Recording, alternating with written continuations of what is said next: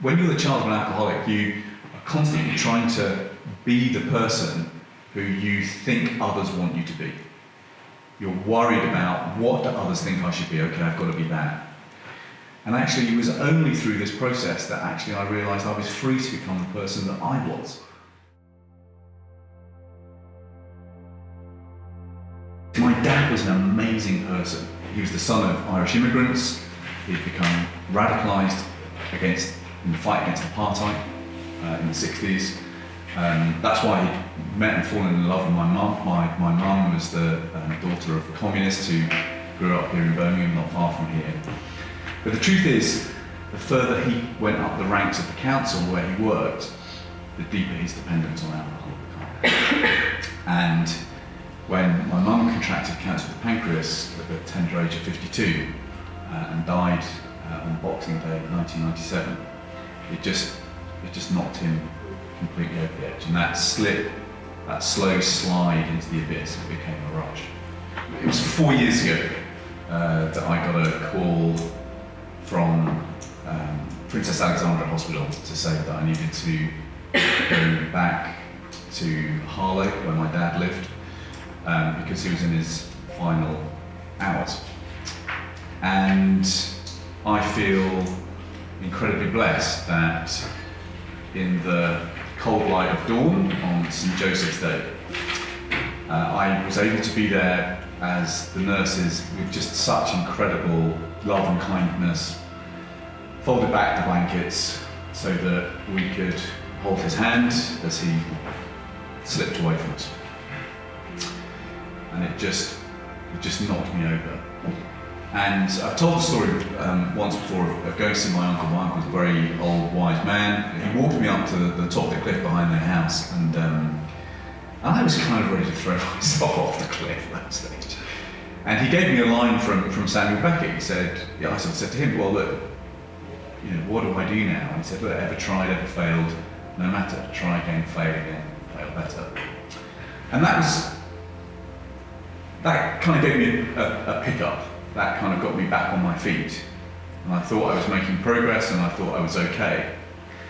And then 3 years ago this weekend, Jo Cox was murdered on the streets of her constituency. And Jo was a really lovely person.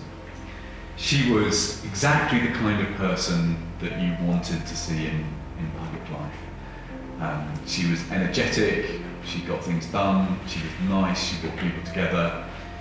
And I didn't know her terribly well, but her murder just was the trigger for a deep, long plunge into the darkness for me.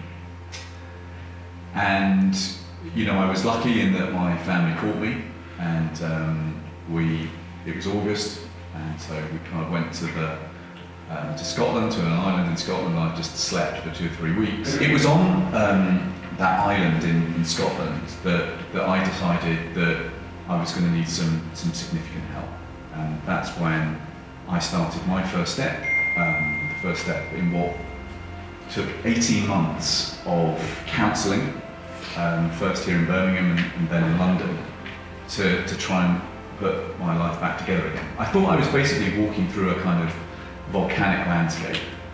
My emotional fuel tank was on absolute empty, and I didn't know how to refuel it.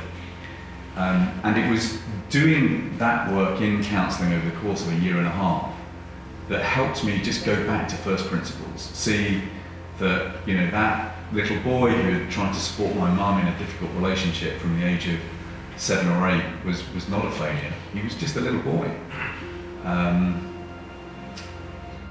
When you're the child of an alcoholic, you are constantly trying to be the person who you think others want you to be. You're worried about, what do others think I should be? Okay, I've got to be that. And actually, it was only through this process that actually I realised I was free to become the person that I was. And so the strangest thing, for me was the extraordinary political rethinking that I went through. So I went back to the radicalism of my student days. I joined the Labour Party after the miners' strike when I was 15. I was a young teenage firebrand. Actually, that's the fight I went back to, because it was the struggle against inequality that first took me into politics. So, you know, in the last couple of years, I've helped found the Tribune Group, which is a soft left group of Labour MPs. I've really focused in hard on the fight against inequality, and most important of all, I've begun a deep relationship with our city's homeless community. I continue to set up our all-party group, Children of Alcoholics, which has just gone from strength to strength. And one of the proudest moments for me in public life was earlier this year when we launched a fund of £6 million that we'd extracted from the government to run pilots for children of alcoholics up and down the country, so that at least more children will have had that lifeline that I could have done with when I was younger. Thank you for giving me the opportunity to say all of that, and thank you for just doing the things that you do. I can't tell you how important it is.